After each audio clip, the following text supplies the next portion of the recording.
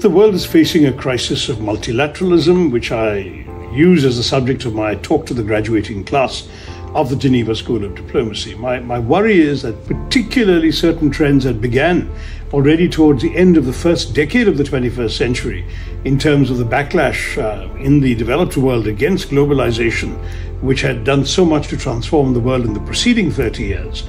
That backlash has then been supplemented by two major crises: the coronavirus pandemic and the Russian invasion of Ukraine and the ongoing war, all of which have had profound consequences for world order, as well as for the willingness and interest of countries to collaborate and make things work.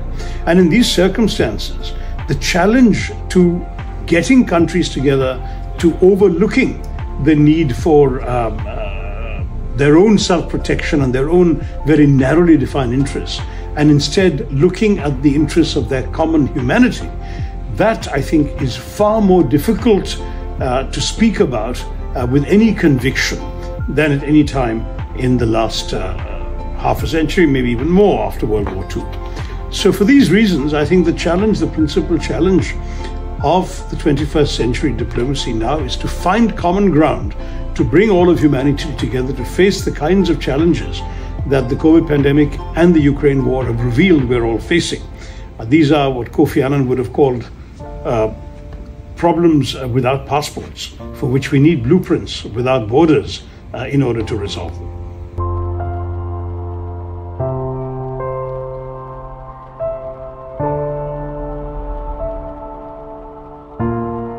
I think that the fact is that the world today is changing with dizzying rapidity. Politics has been transformed by the onset of the internet, for example, which has added different ways of reaching out to people, to the electorate, but also equipped governments, authoritarian elements, and non-state actors, including terrorist groups, with new tools to reach and influence people, including through false propaganda and so on. And now the advent of artificial intelligence has compounded the matter with the profusion of so-called deep fakes, where you don't even really know whether the video footage you are watching of somebody saying something stupid or inflammatory or insulting or whatever is genuine or not.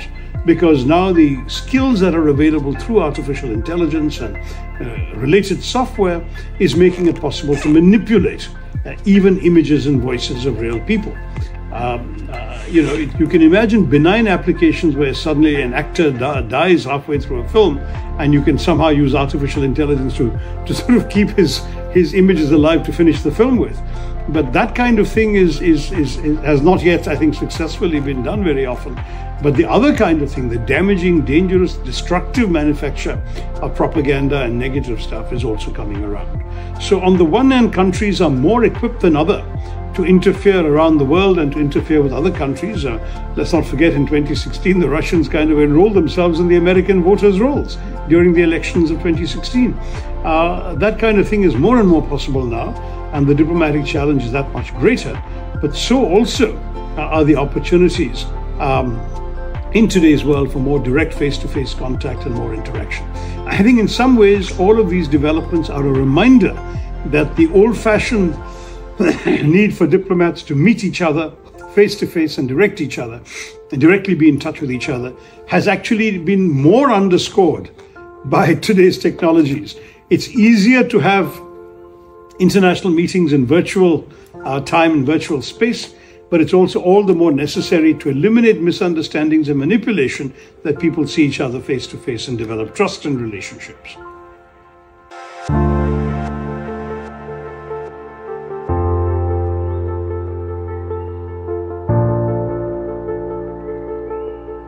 I've been fond of Geneva, despite what in my experience was rather awful weather, but this time I'm seeing gorgeous sunshine.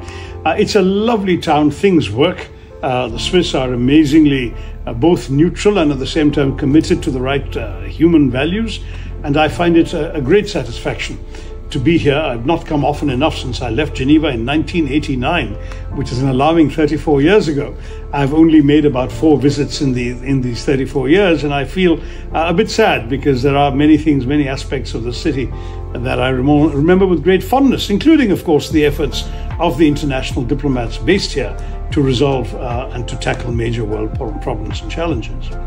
As for your students, I think it's very important that Geneva is the right forum for an international institution like this that trains young people in the art of cooperation across national borders, in dealing with international relations challenges, and at the same time in the skills of diplomacy and effective communication.